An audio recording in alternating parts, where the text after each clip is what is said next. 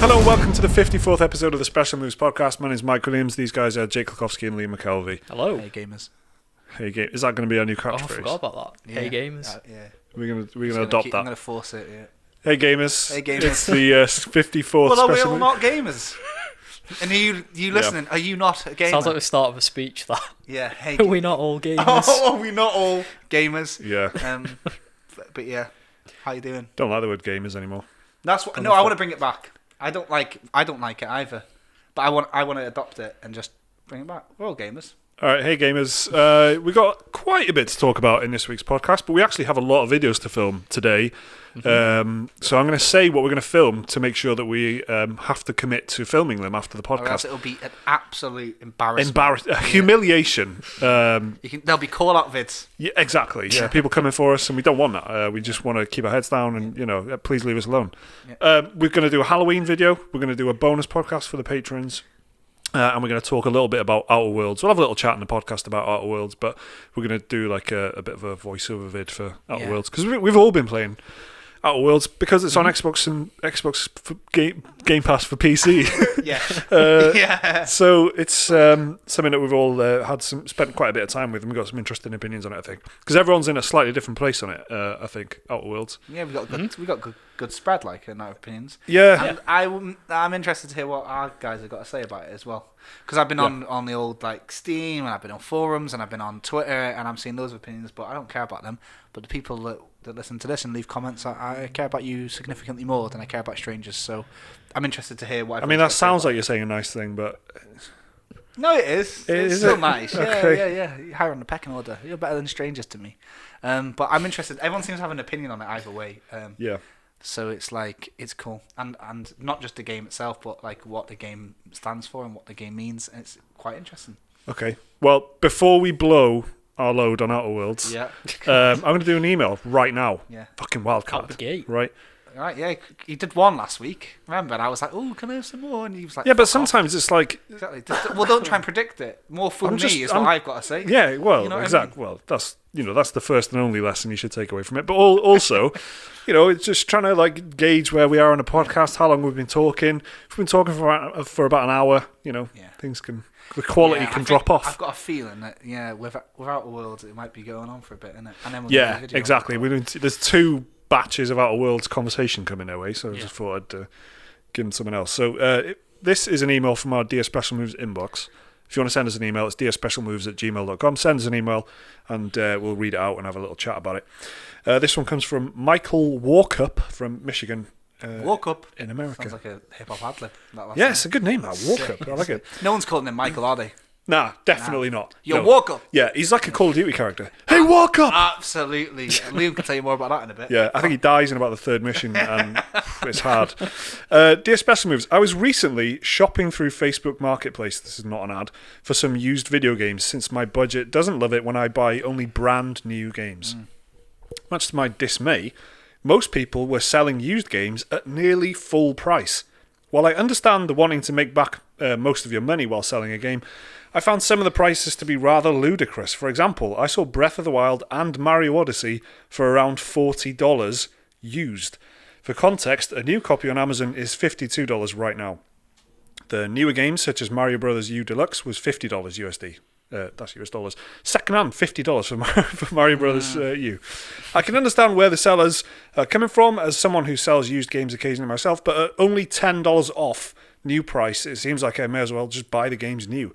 What do you guys think is fair pricing for used video games? I figure this might be an interesting discussion to have, since everyone I've asked has had a different opinion on pricing used games. Keep up the good work. Walk up. Walk up. He actually said Michael, but So secondhand, right? This is interesting for a few reasons, right?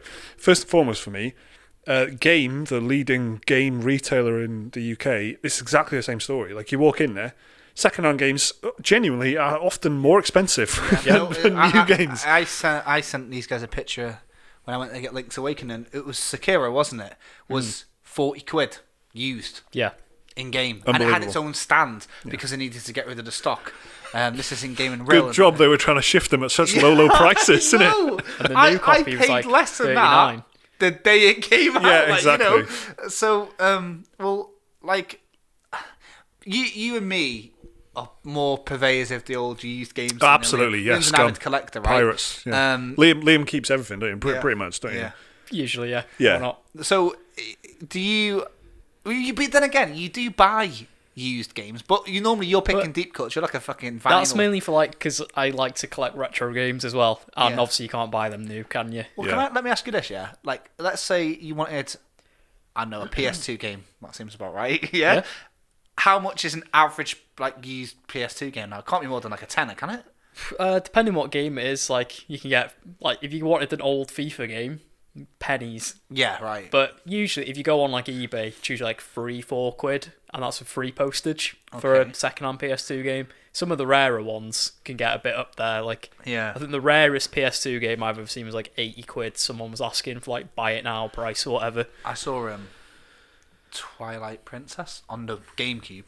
Yeah, it's quite sought after that one. So Yeah, that was about 80, 90 quid. N64 games and stuff like that, depending on the box, and because N64 had infamously tatty boxes, you can get cardboard boxes that could easily sort of deteriorate. Scuff, yeah. So if you get one in good nick, just because the quality of the box is quite good, it can the price can be quite high.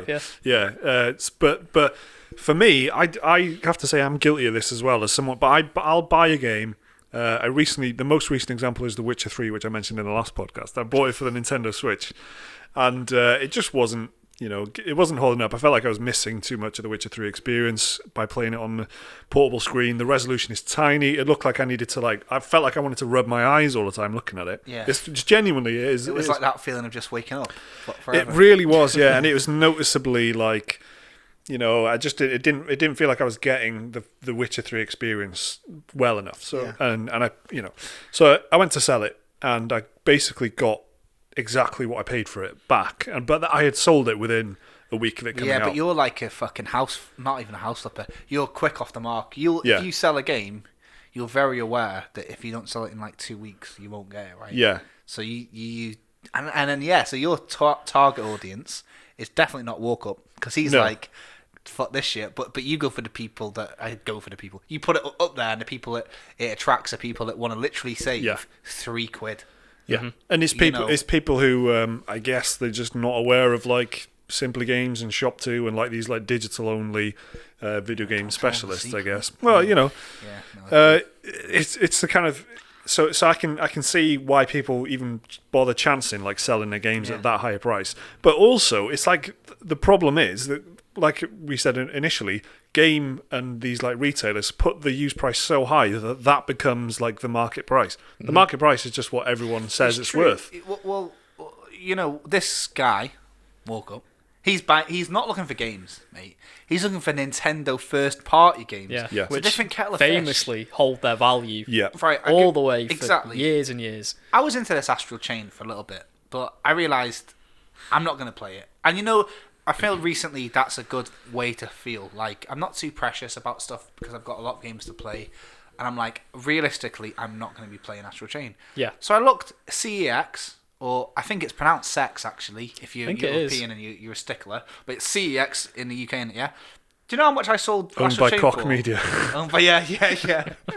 And I traded it in there for £38. Yeah. I paid £42 for it new about 2 months ago. Yeah. So with that being said, if Walk Up was here in the UK and he could get, I don't know, Breath of the Wild for £20 and he took it into CEX and sold it, he'd make £7 profit. Yep. So because of stuff like that, there is a set value on first party Nintendo games. Yeah. But so Breath of the Wild is what, 2017? Mm-hmm.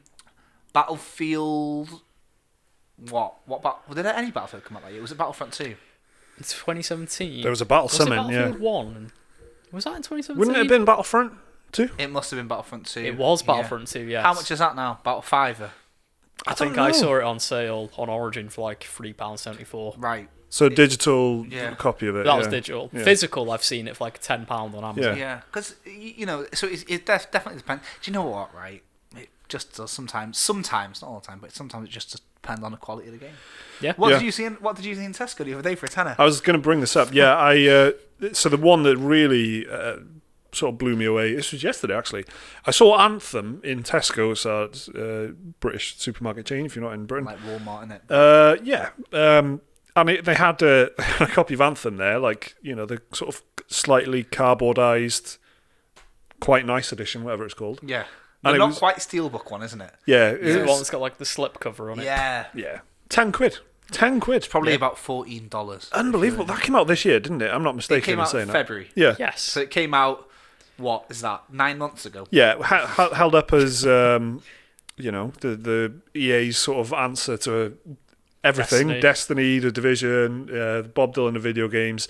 Quite a lot of hype, quite a lot of mystique around the games. It looked pretty unusual in the especially in the first reveal. Anyway, when you had like a mech suit that was sort of, you know, a lot of flying involved and all this sort of stuff. A lot of excitement. £10. And this is in like a big chain.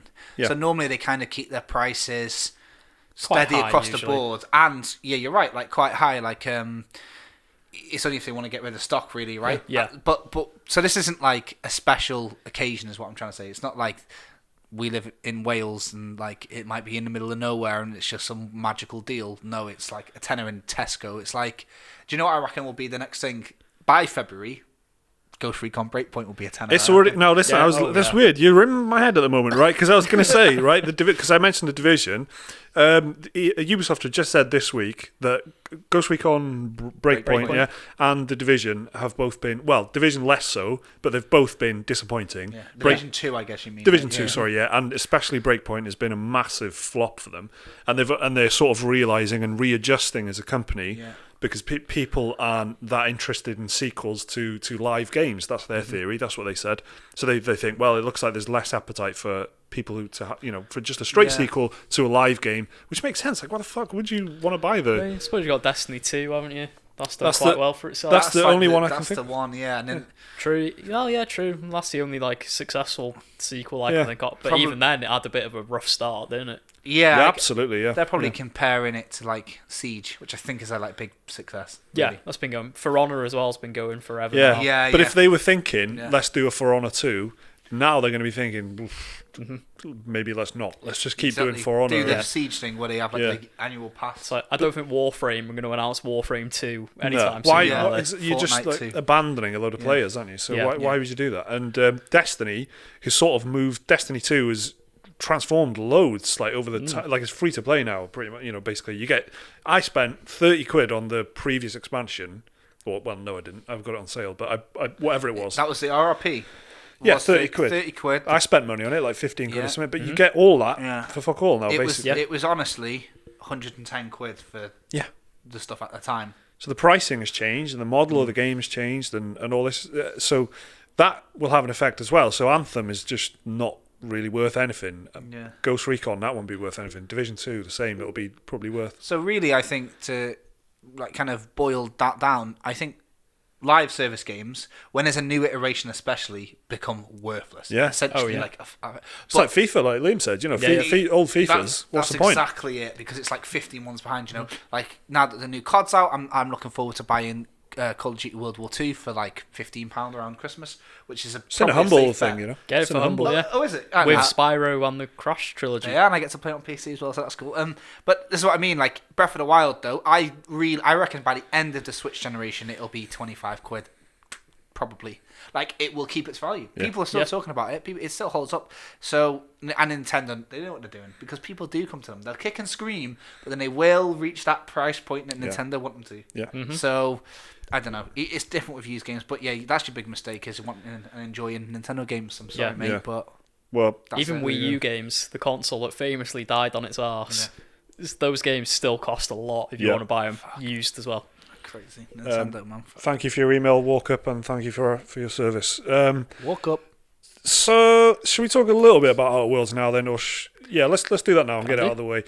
So, all three of us have been playing Outer Worlds. This is the new game from Obsidian, which is kind of, compared a lot to like Fallout and stuff. But to be honest, I think it compares to shitloads of games. There's basically... What are you going to say? It compares to shit. I was like, oh, nice one, mate. You're really showing that. Yeah, it's there's loads of games in there when you look at it, but I suppose the closest one probably is Fallout New Vegas because Obsidian made New Vegas. What are you guys playing it on first? PC. Xbox One S. Okay, specific. I like it. I'm playing it on PC as well. thanks to Xbox Game Pass for PC. You guys both. I'm playing it on Pass Xbox Game Pass for Xbox. Yeah, One S, aka Xbox Game Pass, presented by Xbox. by Microsoft. Yeah, it's not. Yeah, I'm playing it on that. So, you got a controller. Me and Liam are going. You got a mouse and keyboard as well? Yeah, for sure. I play all these Maybe Bethesda Game Studios games on a controller. In fact, the only one I didn't play was New Vegas. I played that on PC. Right. Everything else I play on. Oh, actually, no, I didn't. I played Skyrim on PC as well. So, the game is like a sci-fi spin on New Vegas, I guess. New Vegas being, I guess you'd say it was post-apocalyptic. Yeah. In terms of the actual skeleton of the game, that's pretty much what it is. So it's sort of RPG mechanics, first-person shooting. Mm-hmm. Interestingly, I can't figure out a way of coming out of first-person. I don't know if there are. I don't think it is. If you wait, if yeah, you go exactly, AFK, it'll like but spin around you can't play it in third person. As far as I know, no, that's just for like the kill finesse animation. Oh yeah, with the occasional. I've seen that once in the 5 or so hours I played it.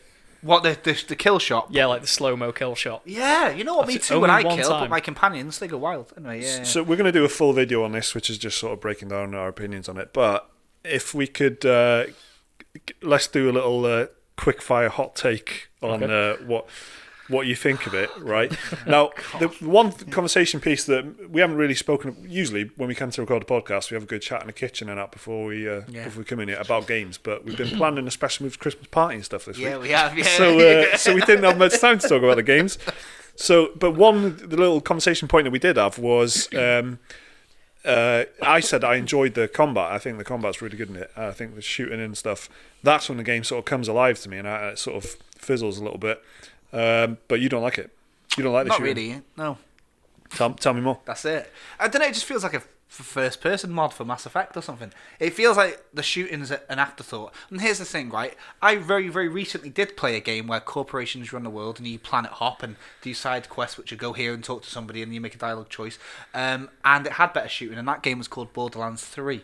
And it's quite funny that people haven't really made that connection online, because the people that are really the target audience for this game are people that are hardcore gamers who don't want to talk about Borderlands 3 because it's like the least cool thing ever. But if you play Borderlands 3, you'll realise that it's got so much similarity that the major differentiating factors are, one, this game has got like this quest system which is just full of like make a really hard choice at the end of it, and two, you've got different level of shooting. I prefer the shooting in Borderlands 3. I think the shooting in this is really good. I really enjoy it. It wasn't that hot on the Borderlands. I mean, it's pretty good in Borderlands, but it just didn't feel as heavy, right? But I think the main difference is I'm playing mouse and keyboard.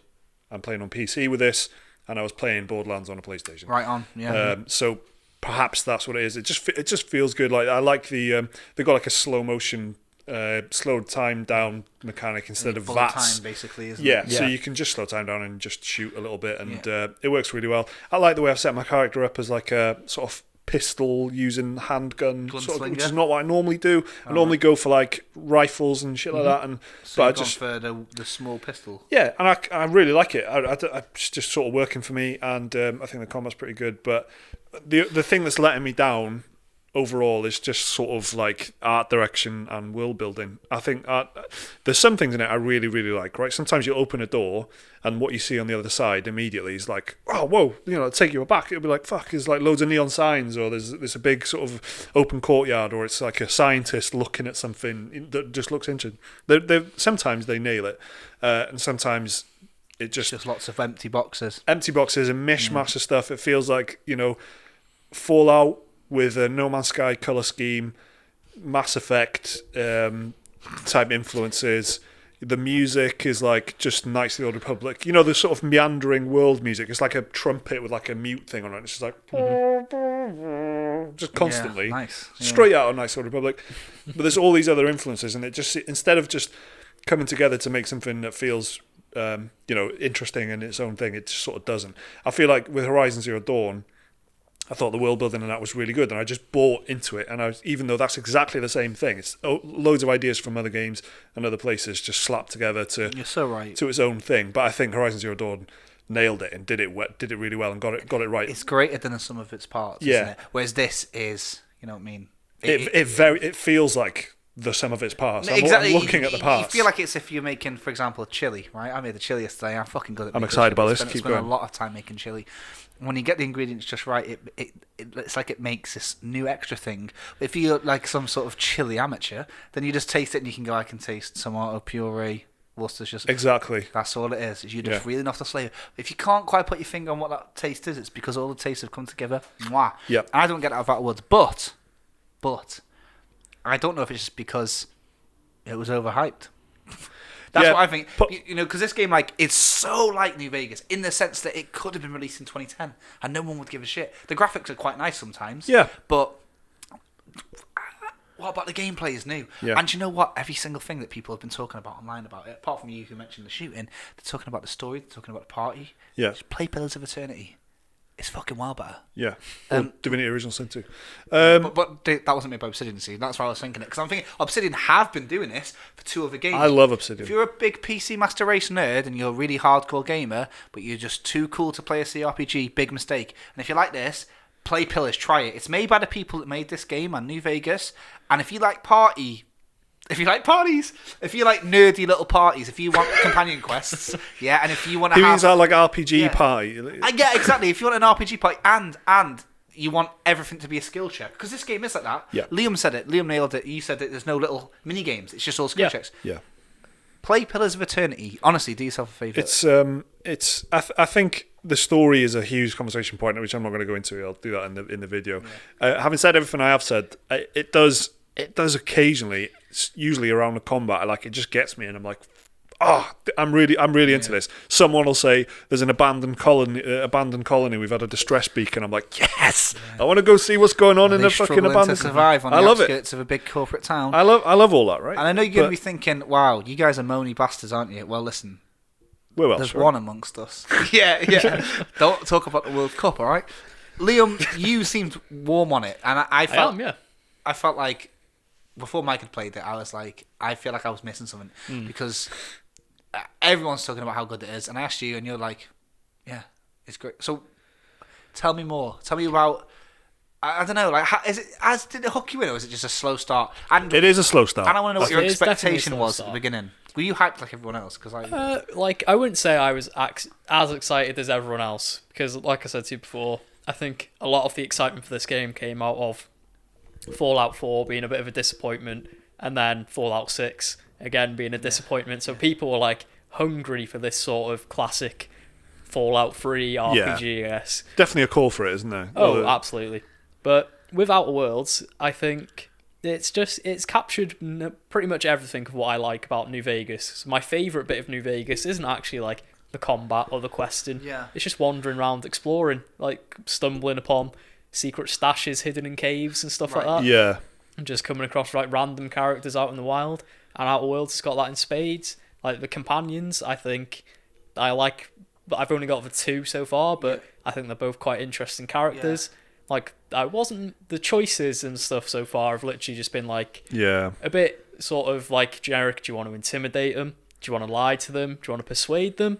And then it's like it doesn't feel like there's much challenge to it because it is just a skill check. It's like if you got 40 persuade, congratulations, you can click this dialogue tree. Yeah. The option is either there or it isn't, which is sort of how it is in Mass Effect and Knights of the Republic and stuff. If you can't use it, it's greyed out. Yeah. And it lets you just like have a lock icon by it. But it's like I like combat too. I've gone for sort of like my main weapon's like a big hunting rifle at the minute with a scope on it, and I've been sort of like sneaking up on people and getting stealth headshots on them. Yeah, blinding them for some reason. I noticed that, And I've been playing it that way, like quite sneaky but quite long range at the same time. Yeah. You get shot in the eye, maybe you would go blind. Yeah. Yeah, sure. But maybe also you would just die instantly. So there's that to think about.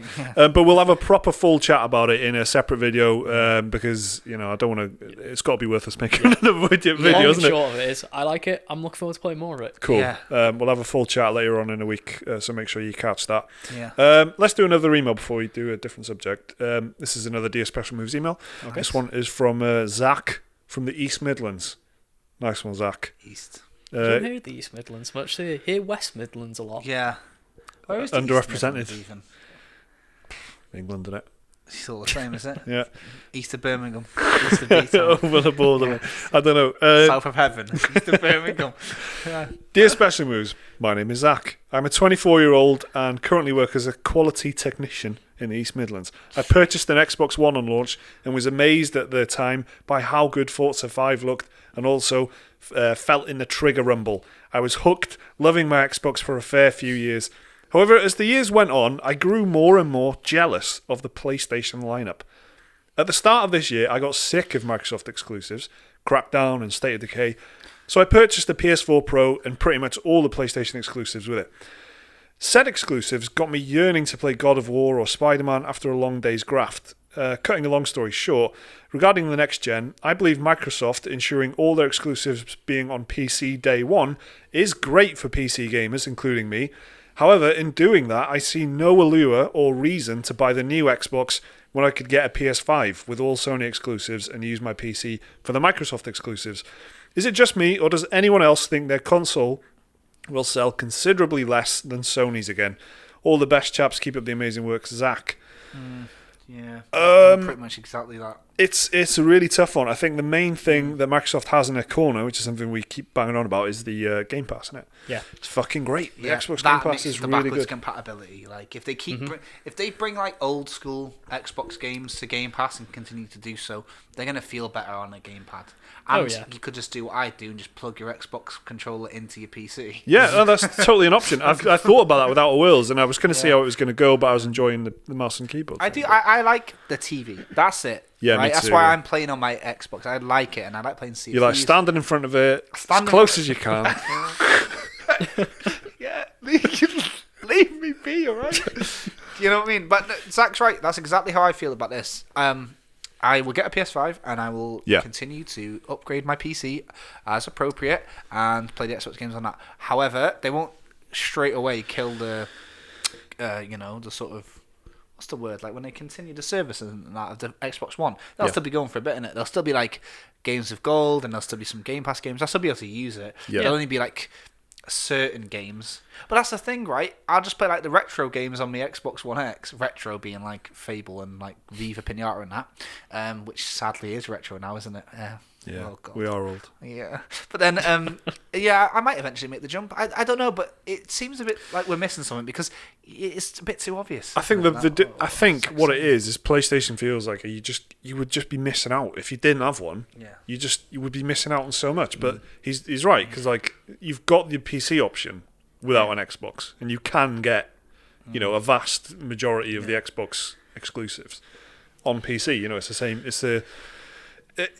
So imagine if you had the choice of like, I'm not going to go for the PlayStation, I'm going to get the Xbox instead. You're just cutting yourself off from shitloads of really good games. That's the bottom line. Now Microsoft are up in the ante, definitely. They've acquired more studios. Yeah. They're going at it like they're doing their best. I think they're putting out some good stuff in terms of acquisitions. And PlayStation are like, I don't know what they've got left like coming out like.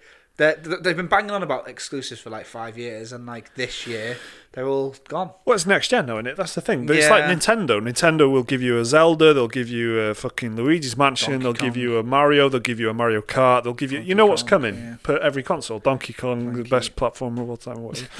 Pikmin, we need, Well, you know what you're getting every generation, right? Yeah. So we've had The Last of Us on... We didn't have The Last of Us...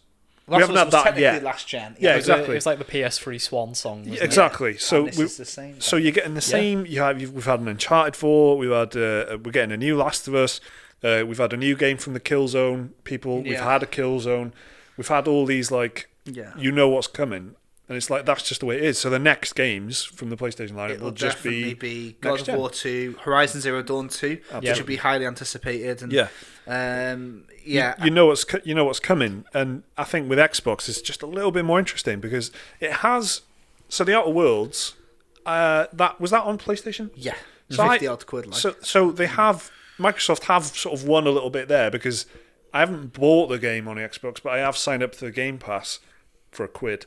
To get it on the PC, but what they've done is deprived PlayStation of a sale. Pretty much a guaranteed sale. Yeah, exactly. That's exactly it. Even though they're not profiting, They're depriving us from profit, and every bit of footage I've seen online has been PC or Xbox. Yeah. I haven't seen anyone playing it on Xbox. So the PlayStation sales figures would be interesting for that one.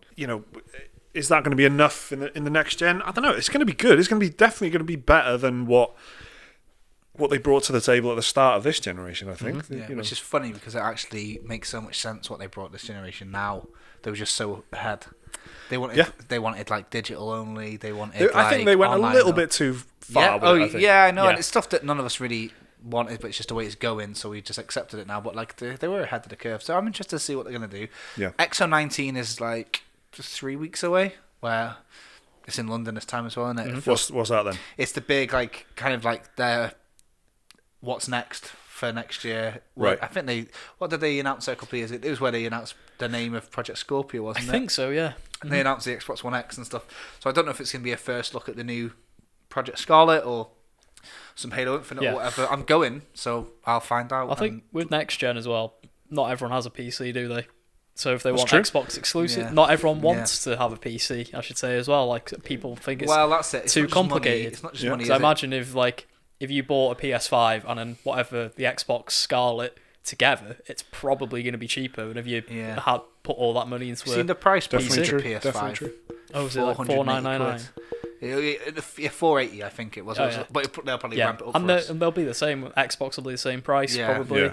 They might throw in a free Game Pass subscription in the box. That's what it'll be. 12 months of Game Pass or something like that would be sick, and that would be like, Well, I am interested. I'm interested what Xbox are going to do this gen. Me too. Because they have been like kind of building up like momentum, and they've not been telling everybody what they've been doing, which is quite interesting. They've been keeping it quite close to the. They've just said, look at all these studios we've got now. Yeah, exactly. But Obsidian have gained a lot of favour from fans because of Outer Worlds, and they've got a lot of prestige anyway. But younger people will. If that was an exclusive, you're getting somewhere. I think if that was like an Xbox PC exclusive, that's the kind of thing you need to be claiming as an exclusive. Well, this was the last Obsidian non-exclusive, right?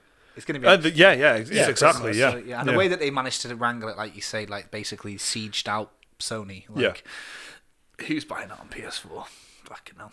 People only have a PS4, I guess. Yeah, exactly. And then it makes you think, I'll get an Xbox next gen because I don't want to miss out again. I think it's going to be interesting, but I think in terms of being an essential sort of, you can cut an Xbox out or you can cut a PC out, and you still got another platform that offers you the same thing. Yeah. But with PlayStation, you haven't got that. Same with the Switch. There's just the only places you can play those games is on that platform. So it's better for us, Microsoft. Oh yeah, a better option, Yeah, fuck Microsoft. Do you know what I mean? Who cares? Fuck PlayStation as well. I mean, who cares? I just want good stuff, innit? Like I don't care about. No, that's what I mean. Microsoft's saying, well, fuck us. They're not making you get their console. They're saying if you've got a PC. That's so sad. It's like a kid getting bullied and just being like, right, guys, I'm such a loser. Have you seen Phil Spencer's Twitter? There's great games on all consoles. That's what he's like. Yeah. Shouts out Phil Spencer, a nice guy, right? Interesting By the sounds talk. of it. Good jacket as well. Nice one, Zach. Good email. Thanks for the emails, guys. It's dspressomoves@gmail.com if you want to send us in an email. Let's talk about some more exciting games industry news. This is a fucking banging topical podcast, isn't it? It's usually just us rambling on about what we've been playing. Well, here's another headline for you. What? EA is coming back to Steam.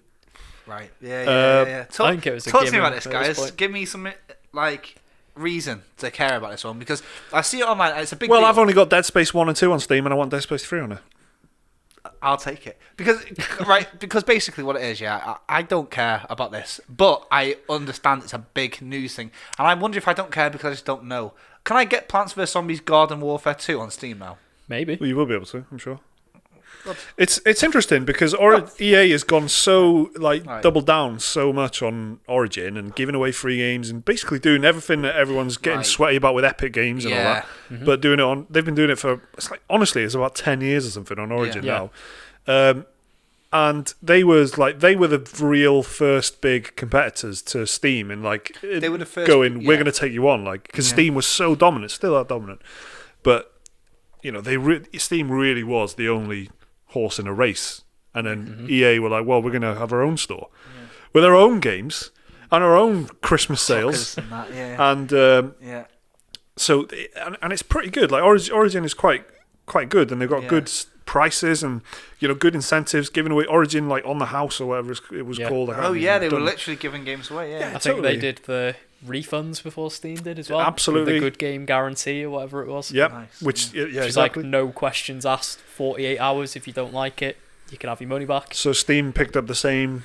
It forced Valve's hand with Steam in a lot of different ways, and but now it seems like they're taking the games back onto the Steam store, and it sort of makes sense to me now. Like, you've done what you wanted to do. You've made your impact. Like, it's pretty established. I'm pretty sure everyone is a PC gamer has got Origin. There's so many reasons. There's so many games on there. One way or the other, be it a Battlefield game or a Dead Space, whatever. Yeah, exactly. Yeah, exactly that. Yeah, there's loads of good reasons to have it. So, I think that EA going back to Steam is probably like, it seems like it was gonna happen, I suppose. But but what will happen is you'll have to still launch through Origin, probably, like they do with Ubisoft games. Yeah, but now Ubisoft games aren't on Steam. Taking them off and put them on Epic instead, but you still need Uplay Epic, on that. now that is interesting, the Epic and Steam thing to me. That's what I mean. That's what it feels Rockstar's just brought their own one out for the Red Dead PC release. It's complicated, isn't it? It's sort of, I just like... That's things. I think Red Dead isn't coming to PC. Well, it's coming to Steam a month later than everywhere else. Yeah, it is. Yeah, that's it.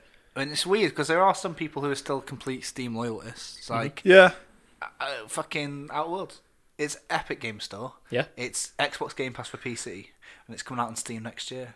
So you can read all those comments like, "I can't wait to play this next year" or whatever. You know what I mean? Yeah, it literally makes no difference once you've got the store on there. As far as I'm concerned, like they're all. Your computers are good enough these days. If you're running games on it, it's good enough to have all the fucking launchers open, like to boot up when you boot the computer up, and don't. It really is like trivial to me. Yeah, that's what I mean with this. It's like. And I know I'm probably doing something wrong, and people might be telling me this in the comments or whatever, but I just download whatever I need to download to play the fucking game. Like, I don't play many things on... a lot of indie games I play are Steam. Yeah. And whenever I get a review copy for a game, whenever we all do, it's always on Steam. Yeah, more or less. And if not, it's on Epic. But it's like, if I have to download the special launcher, like Legends of Runeterra, that fucking Riot card game, you got to download the Riot launcher, yeah. No problem. Same. I've played loads of MMOs over the years. They've all got their own launchers. Yeah.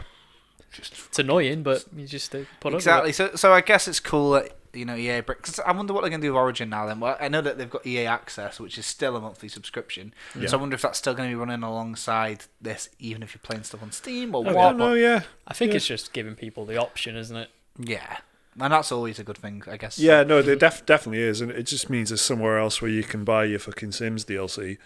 On sale or whatever. That's why they got taken off, because EA didn't want to sell Mass Effect DLC through Steam. Yeah. They wanted to sell it through their own website instead of giving Steam their cut. Yeah. And that's how Origin came about. But it is weird. Like, I've got Dragon Age 1 and 2 on Steam, but Inquisition I've got on Origin, and Mass Effect 1 and 2 I've got on Steam, but 3 I've got on Origin. Yeah, same. Because that's where they like. And that's when it gets messy. Okay. Crisis 1 and 2, Dead Space 1 and 2. It's just a weird thing. So you're missing out all the threes, really. Yeah. It really is. There was a time, wasn't there? There's just loads of fucking 3s coming out, like Uncharted 3 and separate all places. The 3s. So that's another bit of hot games industry news for you there. Steaming hot. Oh, jeez. Come on, man. That was not bad. What was the origin of that joke? Yeah. Right, fucking hell. Join me. So Liam's played a bit of COD, thank God. I have. We can talk about something trophy else. away from the platinum.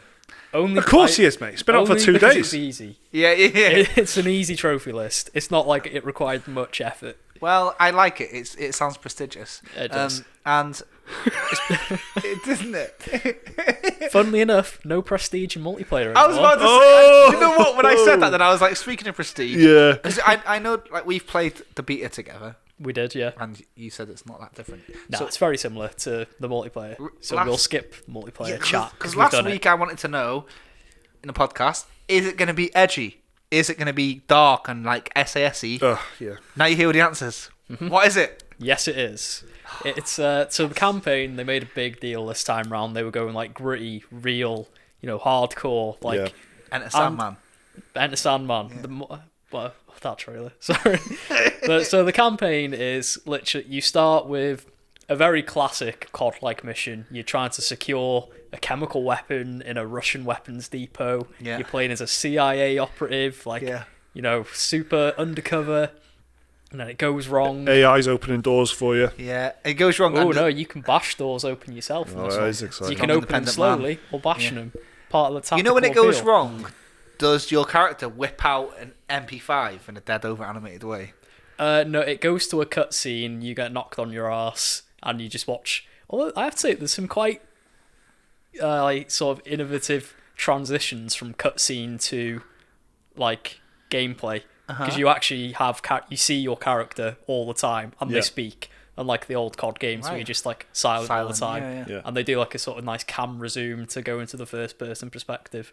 Okay, so yeah. But no, there's no whipping out the MP5. It just goes. Then it goes to the next mission, which is where the bit of the edginess comes in, because it's a terrorist attack in London. Yeah. And there's terrorists coming out of shops, gunning everyone down, and you're playing as a cop, and you've got there's civilians running everywhere. Yeah. And if you hit a civilian, you get the game it doesn't end, but you'll get screamed at by an NPC. And weirdly enough, there's a trophy on that level for not hitting any civilians.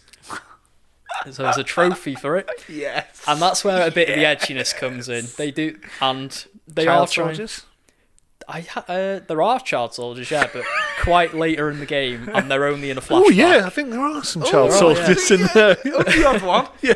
And then but then I think it does a decent job of trying to portray war as this horrible, dirty thing. Yeah, Right. And that'll be £50, please. Yeah. Do you know what I mean? It's it does try and do the the Spec Ops: The Line thing, where it's no one's really a good guy in this Yeah. sort of conflict. Yeah, right. There's moments in the campaign where it does make your character do some pretty horrible shit sometimes. That's when you take a hostage and he's a terrorist trying to get information out of him. Yeah. And you have to hold a gun to his family. Yeah. Is it a Trying to- pink camouflage gun? No, it's a boring old revolver. But yeah, and so they're trying Multiplayer, they're trying to be mature, and you have to hold a gun on his family till he tells you where the chemical weapons are. Really? And they go for Okay. some edgy stuff. And then I think a lot of people are agreeing the best mission in the game or the campaign is you play as the SAS and you raid a house in Camden, and you've got to sort of skulk through it with your night vision goggles. Yeah. But you have to try and apprehend people if you can, and if you shoot them and they're not a threat to you, you'll get Penalised. penalised. Yeah, basically. you get told off.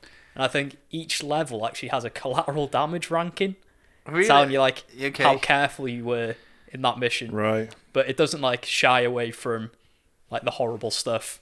I Yeah. think it does. I don't think it does it as good as Spec Ops: The Line, but it does an admirable job of trying to make war seem like this horrible thing rather than Yeah. this big power fantasy like the last few CODs have been. Anything different is interesting, I guess, when it comes to something like this. But I reckon you got to earn it is the problem. I think you got to, you got to. if you build up to it in the game, Yeah. it sounds like this is kind of a grand tour of If it's in a fucking second level and you're getting marked down for gunning down civilians and shit, it's the most video game way possible of. I think it's just the image COD has, hasn't it, where it's immature teenage boys play it and that's it. So when they come along and try and do this serious, gritty TV drama level story, it seems a bit disingenuous. That's what I said. That's what I said to you based on I watched a bit gameplay and reviews and stuff when the reviews went live. It was on the day that it came out I as think well. it was, yeah. 2 hours after the game launched, which is weird. Yeah, and I saw some gameplay where you're playing as a little girl and a little girl gets knocked on her ass and she happens to be trying to flee some fucking flee the war. The grimmest bit of the game. It makes you play as a child. Yeah. In the midst of an invasion. Yeah, which did you kill people as a kid? Yeah, you have to a soldier breaks into your house and you have to sneak out the house while stabbing him in the leg and stuff like that. So it makes you play as a child killer basically. Yeah, it's pretty dope. So it's I don't know. It felt a bit sort of tacky to me, really. Of course, yeah. But it is a very fine line. Yeah, it's never going to be the connoisseur's choice, is it? But I know it. But it's trying to make you say.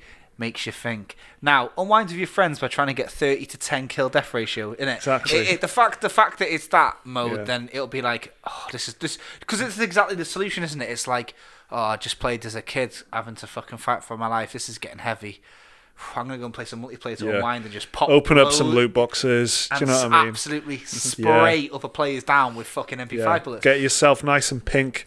There is get some emotes. There's a bit of a narrative disconnect between what they're trying to do with the story and then the. Well, that's the thing. They're trying to have it both ways, and it's not. It's worth laughing at. It's not mocking it, is it? But it is quite funny that they are like war is bad, and also smoke weed when you're dead.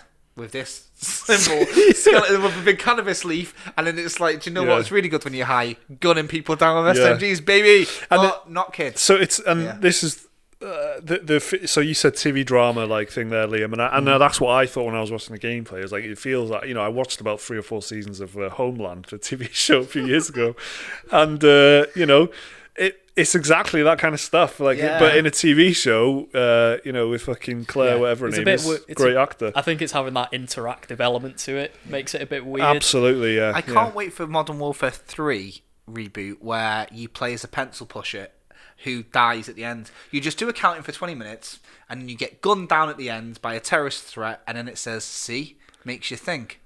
Yeah. That's where we're going. That's the only way it can go now. After the kids playing as a civilian who just gets gunned down is the only way it can go now to go really makes you think. Has it made you play as a drone pilot yet? The series? Yeah, yeah. Of course. Well, funnily enough, no, like sitting at home. There's a mission. Oh, I don't think like from the command center. No, you play as like the AC-130. Yeah, no, that's not what I'm talking about. That's not what I'm talking about.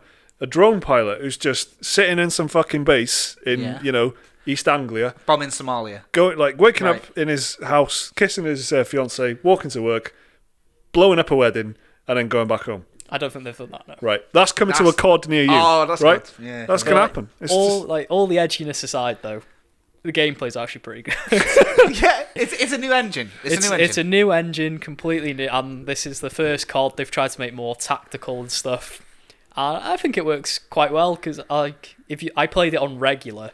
But you die super quick. It's like playing the old ones on veteran, and so you have to use cover a lot. You have to use smoke grenades and flashbangs. You have to check your corners a lot because one of the favourite things it loves to do in this campaign is they love having like an enemy hiding behind a door with a shotgun, waiting for you to walk past it, and they'll just like blast at you.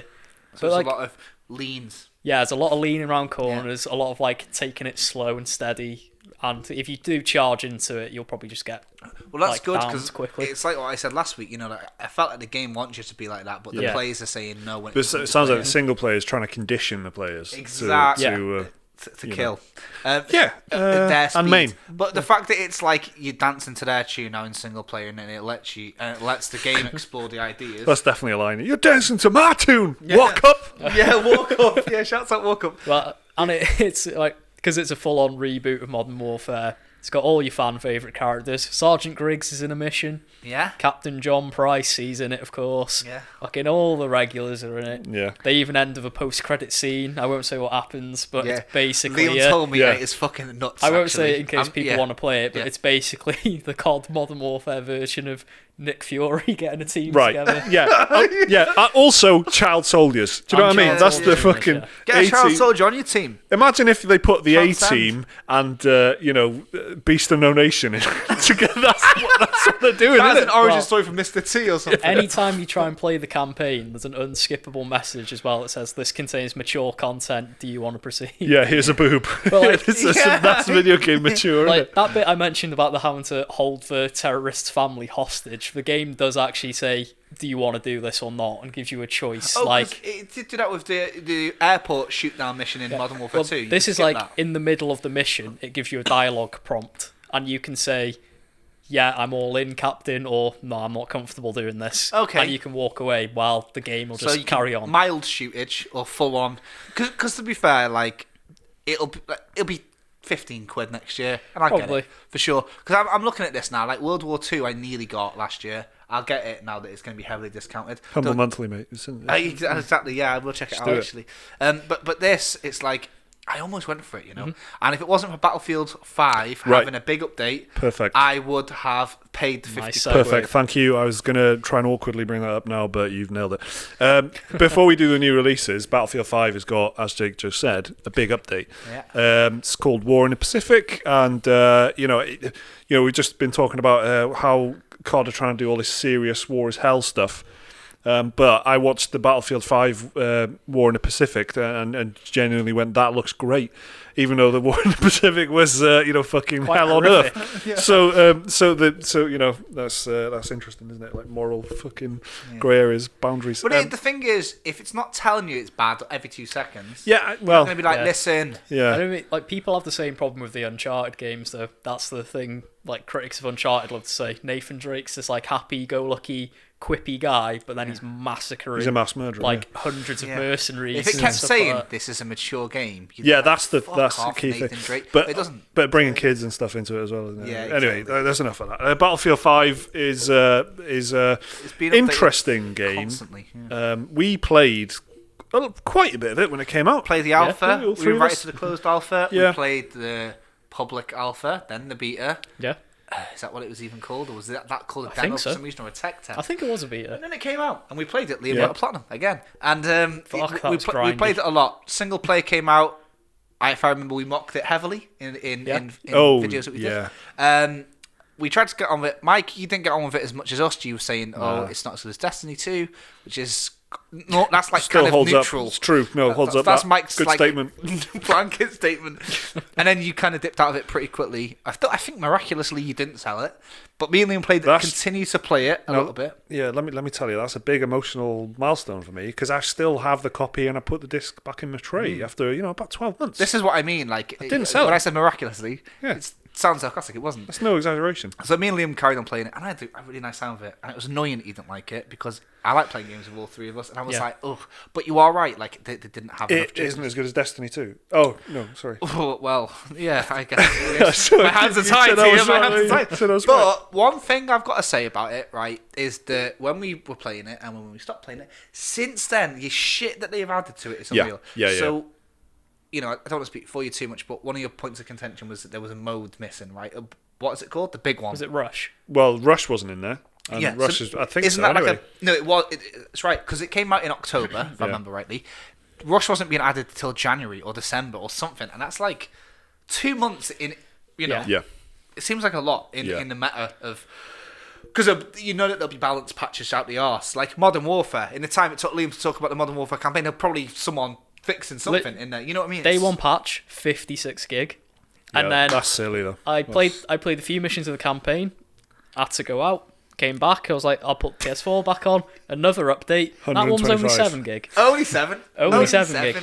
And that's not including the optional Spec Ops pack, which is another 20 gig. So it's like this is the kind of case of shooters these days, but with this one particularly, EA after the Battlefront 2 situation, Yeah. we're really trying to win the favour of people, and they said that they're going to constantly update it, and you're not going to have to pay a penny. Where Well, Battlefront 2 has had some banging updates as well. Yeah. Lots of free cool yeah, stuff. my boss Lone is Planets actually and States are that, good. yeah. a massive advocate of it. He's always banging on about It's it. good. I like it. Yeah, I'm still playing it. constantly adding stuff. So with this, it's kind of one of those things where they say we're going to add loads of shit, guys. It's going to be great, but at the time, you don't give a fuck because it's 2 months till Rush. Yeah. It's 4 months until they bring Battle Royale out, and like there's not going to be another Battle Royale game Yep. coming out that's going to be as good as that. And then Apex Legends happens, and then they're going to add this, and this. So now, 1 year later. We've all got our eyes on it again. It was Yeah. you that Yeah. really brought my attention to it. Actually. Well, so I've been playing a little bit, and I don't know what was going. I was just on a bit of a World War II flex, I suppose. But I was just I was interested in. I was watching World War II in colour on Netflix. yeah. Playing a bit of Steel Division on PC. Playing a bit of Battlefield 5. Holy Trinity. Yeah. do you know? It sounds really weird. Yeah. Do you know what I think I find most off-putting about Battlefield 5 and Battlefield 1 is the UI and the it's nice. It's nice. It's a nice. The way it looks is nice, and The main menu. the main menu. But it's not entirely like functional, and just getting into a multiplayer game is like, oh, it's my fucking daily rewards and my hang on. I know what you mean. And Am I going? Yeah, I know what you're on And it's about. just like all too this. It's slick. like the Xbox One fucking dashboard. tiles everywhere. Yeah. You're right. And it seemed it's just like I just want to just someone say multiplayer, What's the please. go so I button? can, yeah, exactly. Yeah, it's like it's exactly that. What is the go button, right? But there's one that there's like a play and it'll just chuck you in anything. But it's like if you want to just play Rush or something, in, what is wrong with the list? It's like, what's wrong with just... There's like 5 tiles, but then there's a more tile, and then it becomes a serial list, but previously it's square tiles. I know exactly what you're on about. I played it this morning, and I went for Grand Operations because it was the big one that was screaming at me. Exactly, and it's like, this is the weekly map. I don't give a fuck who the weekly map is. Like, just put me in... Let me shoot some people. Exactly. And it always makes me think of Battlefield Bad Company. Well, I guess 1 and 2, but 2 I think is the one I'm thinking of. I haven't played it in years, but it's literally just like single player, multiplayer options, right? Multiplayer, and then it's like conquest, rush, something, rush. Which map do you want? This one, please. And then it just puts you in the game. It's so slick that when you click on it, because I haven't been in, like, I did play it quite a lot when it came out, but I haven't played it for so long. The game patronised the shit out of me today. It was like, I clicked on Grand Conquest and some fucking French developer came out of nowhere sitting at his desk. Like, absolutely. For this, we were trying to make it an authentic. Give me a full-on rundown of the game mode and like where it came from, what he was thinking and eating at the time. It's like the time, when I first ever watched Star Wars as a small child. Yeah. I put the VHS in. Right. And it was George Lucas and some prick having an interview, and I thought, this is the worst film I've ever seen in my life. What is this Darth shit? Vader? Yeah. And so I felt betrayed by my mum for making me buy it with my birthday money. But then it's like, putting stuff that I didn't come here for that. I came here to shoot some stuff. Saying you want DVD extras for games. Yeah, isn't it that? Yeah. I think it's that. I think it's that, like, that 2019 sensibility of like, oh, we need a pop-up telling them about the latest event, and we need like all this. Like, just fuck off. Well, what is interesting is that having, I think I'm like rank 20 or something like that, right?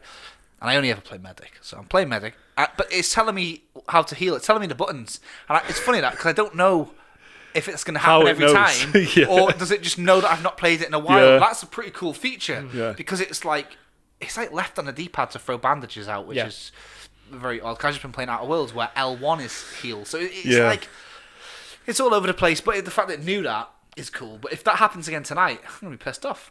You know what I mean? I think it is like a welcome I'm a very back privileged thing, man, and I don't need to be patronised, and I don't want to be. So it's that live servicing of something that I don't think game's it doesn't need it. It's fucking good. Oh, it is good. Yeah, no, I played the last. So I've just booted it up, and I've played no multiplayer basically since I've reinstalled it. But I played just played through that German tank, like the last extra single player mission, which I think they added post launch. Oh, the last Tiger. Yeah, it was like a month after the game came out. So I never played that. So I played through that, and oh my god, was it shit! But luckily, I'm still. Looking forward to playing the multiplayer. Yeah. I did start up. I started a game, but for some reason I just didn't play it properly. Like I played about 2 minutes of it. But I'm really looking forward to getting into it, and I'm really looking forward to this War in the Pacific update, because if the Battlefront updates are anything to go by, it's going to be fucking good. Battlefront 2 has added this planet Felucia, right, which is like, it's not a huge planet in the movies, but it is in the Clone Wars TV series and stuff, and in Star Wars, and it appears in the movies, but it's not really. It's just like in a montage of when all the Jedi die, and it's like, oh, that looks like a cool planet. It's gone in a flash. This is a whole map on it, and it's so good. It's so good. And this is like a free map update that's come like 2 years after the game's come out. It's so good. Interesting that they're doing this, EA, because like Battlefield 5, they've added. Well, no one's talked about. Have you even played it, Firestorm? No, they've added the Battle Royale mode. I'm a bit of a sucker for these things, aren't I? I mean, especially Apex. Like, I'm on it all the time. You're the resident Battle Royale. Yeah. I've even played Fortnite too. I'm on it. But this I haven't played yet, and you can play it single, you can play it squads. So I'm gonna give it a go. But I played a new map. So I don't know how many maps they've added since I last played it. Which, according to my last screenshot of my last achievement on PlayStation, was like the 2nd of December. So it's been nearly a year, and like. They've changed loads. A map is a big thing to add as well. It's like it's level design. A lot of the developers have been working on other games, and so to have a team of people making a map is really a big project. Well, for this, especially a fucking Battlefield map. They've brought in, for this War on the Pacific, they brought in the Battlefield 4 lead map designer, who did some island map. Oh, Wake Island. Yeah, Battlefield 4 is banging. Wake Island is a famous Battlefield map. So he's doing this new. That's cool. It's called something else Island as well, and he did the Iwo Jima map and something else. But yeah, a map on Battlefield's really like 3 maps because it's like the operations mode with day 1, 2, and 3. So he's doing that. So it's like they brought in some good prestige. They brought in like some classic guns, like M1 Garands coming out. All your favourite shooters. The Thompson. No, that's Yep. That's got to be already in there, I think. I think that is. I can't remember what the other one is that they're adding, and it was Browning. Oh yeah, The Browning and the M1 I remember that guns. from Medal of Honor. Yeah, exactly. It's your Medal of Honor guns, isn't it? Yeah. But a Battlefield island map is pretty special as well. Like they'll put one team in an aircraft, or they put both teams in an aircraft carrier, or one team in an aircraft carrier. So all the players at the beginning, like getting in landing craft or aircraft. It's a beach landing. It's fucking cool. It's a good little touch. So that's like we're talking about it now. Like it's here, but it's not. It's coming out on spooky October the 31st. Friday. Where I'll be playing it extensively. Me probably. too, man. Yeah. And should we play some before? We should. let's hop on before. Do you know what? Yeah, the last update said that they were going to bring private servers in, and I thought, oh, that'd be good for our Patreon gaming night, but they haven't done it, and they're now a month behind. But I'm wondering if they're going to do it with this update. So if they do, keep an eye out. Because we did play some game nights on this. Yeah. Patrons actually. And we should do that again. If you're interested and you're a patron, we're going to do a bonus podcast, so we'll talk about it in the bonus podcast, I guess. But we'll do a little thing, see how everyone feels about doing a Battlefield 5 game night. You don't need to buy it. If you've got the game, it's like just free updates and shit. So yeah, I guess there'll be some stuff on the channel about Battlefield. It seems like it's right for it. We all seem up for it. Yeah, we'll probably do a video on it. Yeah. So let's do new releases and wrap this baby up because we've got more videos to do. New games coming out in the next week is. It's not a vintage week, but there's a couple of little... so this Battlefield thing is the 31st, right? So that's an update. So we've done that. Yeah. Luigi's Mansion 3 is coming out on Nintendo Switch. It's probably the biggest one. That's on the 31st as well. Luigi's Mansion, boys, what is it? Tell me about it. I had to go with this, actually. But Liam, you're probably best prefacing it. Well, Luigi's Mansion is, you guessed it, you play as Luigi and you walk around various mansions. But you have to catch ghosts with the Poltergust 3000. And it's a bit of a puzzler, bit of an adventure game, with the main gist of it being solving puzzles, catching ghosts, all in the search for Mario, who's always missing for some reason. Yeah, he's always gone missing. And yes, looking for the princess, isn't he? Yeah, so the first one... in a haunted attic. Mario? You never know where she's been kept. Yeah. That Bowser's a dick. That's probably one of the top hostage destinations in attic, actually. So, quite realistic. That's a Watch Mojo video waiting to happen, isn't it? Yeah, sponsored by Modern Warfare. Sorry, Liam. Yeah, Luigi's Mansion, it's good. It's about catching ghosts. It's very fun, very light-hearted. It is cool, isn't it? It's very easgy-going. It's a nice mix of spooky and family-friendly, I think, Yeah. I played it on the GameCube. It's like my first GameCube and loved it. I played this at EGX or Gamescom, I can't remember which one, and it looked nice. I was in like some sort of like Egyptian-looking place, and it was just exactly the same as I remember. Go around, as soon as you start sucking up the ghosts, you've got to like start like moving in the opposite direction. There's like it's like fishing. It feels like a fishing mini game kind of thing, but it was just literally what I expected. It was Luigi making terrified, warbly sounds like loads of sucking up ghosts. Good soundtrack, plinky plonky kind of piano stuff, and these nice. I don't know. This one feels a bit more like a Hereditary diorama dollhouse than the others. Like the camera's quite far out. It takes place in a hotel, this one. Yeah. And each floor's got like a different theme. That would be it then. So I'm in some sort of Egyptian place when I'm playing it. And do you know what? I like it. I'm not going to rush out to get it. No. I'm not a big Luigi's Mansion head. Do you know what I mean? But I will play it eventually. Yeah. Well, the thing is, it's going to be 40 quid for the foreseeable future, isn't it? Yeah, walk up. Yeah. Shouts out walk up, man. And that's exactly it. So who knows? It seems like... I'm sure it'll be good. The last two were good.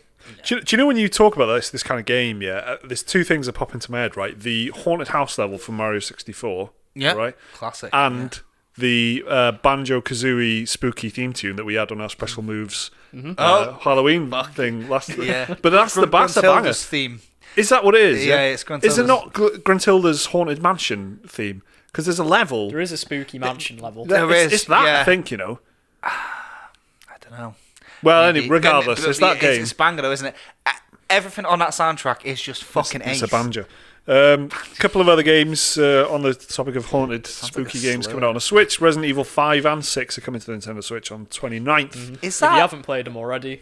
Yeah, when you say both, is that a pack? No, because separate. You never know these Yeah. things. Separate, 30 quid each, Yeah. as is Capcom on the Switch. It's bollocks, man. sadly. Resident Evil 4 and Resident Evil 1 are exactly the same price. The remastered Resident Evil 1. I don't get it, man. I played them really close. How are you going to charge? It's 20 quid on discount. Do you know what I mean? Fuck.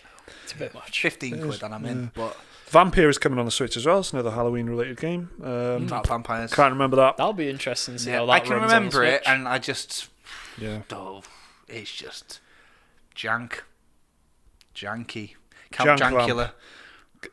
I get it. Fucking Yakuza 4 is coming on PS4 as well. I feel like there's a Yakuza game coming out every 2 or 3 weeks. This is a remaster. Okay. Part of the Yakuza Legacy Collection. So that's it. So you bought it one time when it came out, and then this, like, it's like a Battlefield 5 They're update. subsequently re-releasing the remasters, I think. So this one is next, and then there's Yakuza 5 in February. Okay. So, so that's But why you you buy would have it in seen one it. pack. There was a Yeah, bit of a you bought the Legacy Collection, and then it's like buying a Telltale game. I They're just see. releasing Yeah. them. Okay. Well, that's everything in the 54th episode of the Special Moves podcast. If you're a patron, as we mentioned, we got an off-topic podcast coming this week, next week. Well, we're recording it today, so in the next sort of week or so. That'll be coming out on Patreon, and we'll talk about a Battlefield 5 game night for War in the Pacific. So if you've got a copy of Battlefield 5 on your PlayStation, reinstall that, baby. All 90 gig of it. Yeah, no joke. It's 90 gigs. It's like 400 gigabytes or something. Send us an email to dearspecialmoves@gmail.com if you want us to talk about anything. We had a couple of good emails this week, so keep that up, please. And if keep you sending us emails. booked a Christmas party yourself, why don't you let us know about it? All right, see you later. Bye.